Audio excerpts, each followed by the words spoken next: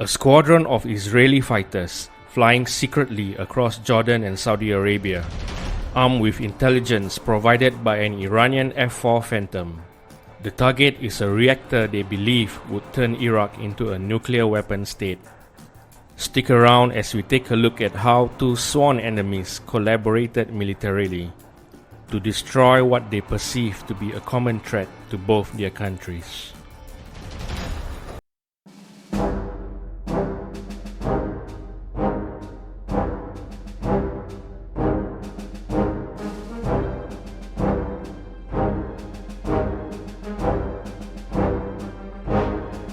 A shipment of highly enriched uranium weighing about 13 kilograms arrived in Iraq.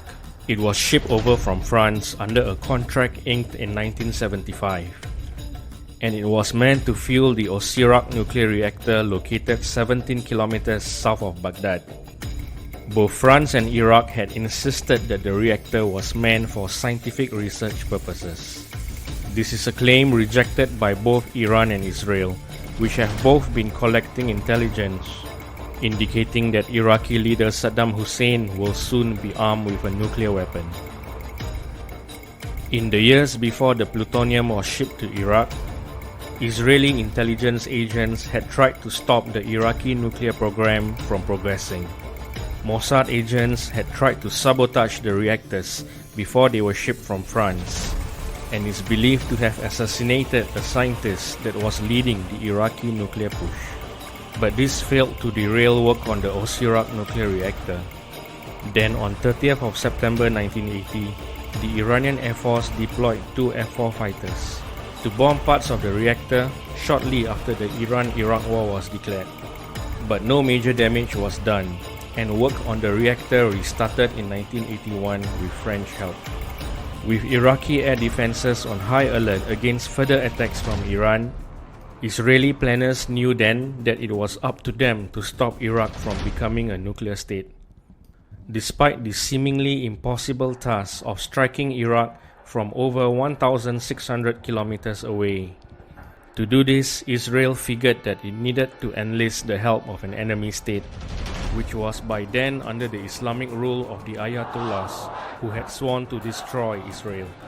In May 1981, government representatives from both Iran and Israel held a secret meeting in France to discuss the strike on the Iraqi nuclear reactor. There, Iran agreed to allow Israeli aircraft to land at Tabriz in the event of an emergency. This is crucial assurance for Israel, given the arduous journey that will be undertaken by its aircraft. But more importantly, at the meeting, Iran agreed to provide Israel with reconnaissance photos that were taken from its F-4 aircraft, providing the Israeli Air Force with crucial imagery intelligence on the reactor's layout. With the images provided by Iran, Israeli pilots began practicing for the attack.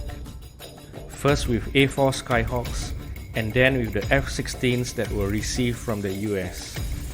Ironically, these F-16s were originally intended for the Iranian government, but the airframes were diverted to Israel after the Islamic Revolution of 1979. Israeli aircraft also carried out surveys of Iraqi radars to determine possible blind spots. Then on 7th of June 1981, a squadron consisting of 8 F-16As and 6 F-15As took off from Israel in a mission that would take them across the Jordanian and Saudi Arabian airspaces.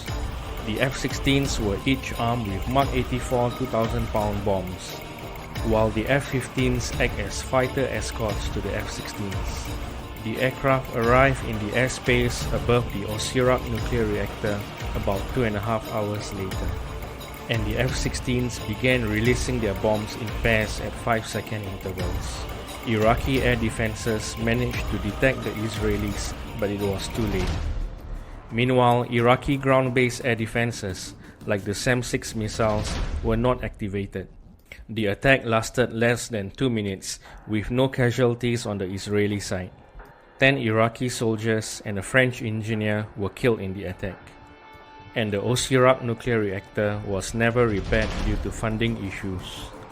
In the 1991 Persian Gulf War, the reactor was completely destroyed by the US Air Force, and it ensured that Saddam Hussein went to the grave without ever realizing his dreams of becoming a nuclear weapon state.